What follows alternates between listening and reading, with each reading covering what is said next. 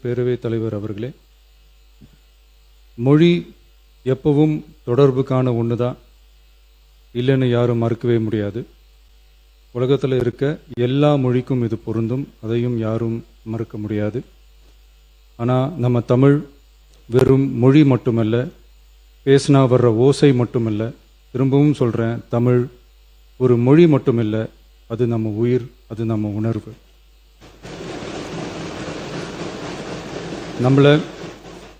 நம்மளை பெற்ற தாயை அம்மானு சொல்கிறப்பெல்லாம் பாசமும் சொந்தமும் நம்மளை அறியாமலே உயிரா உறவா உணர்வா தானா உள்ளுக்குள்ளே தோணும்ல.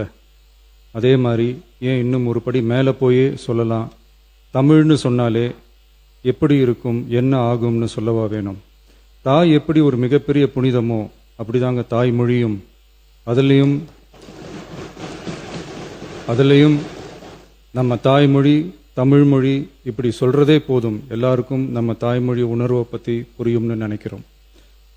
நம்ம தாயே நமக்கு மிகப்பெரிய புனிதம்னா நம்ம எல்லாருக்குமான தமிழ் தாய் பற்றி சொல்லவா வேணும். தாயை போற்றுகிற வாழ்த்துகிற தமிழ்நாட்டு மண் தமிழ்தாய் வாழ்த்து எப்படி விட்டுரும்?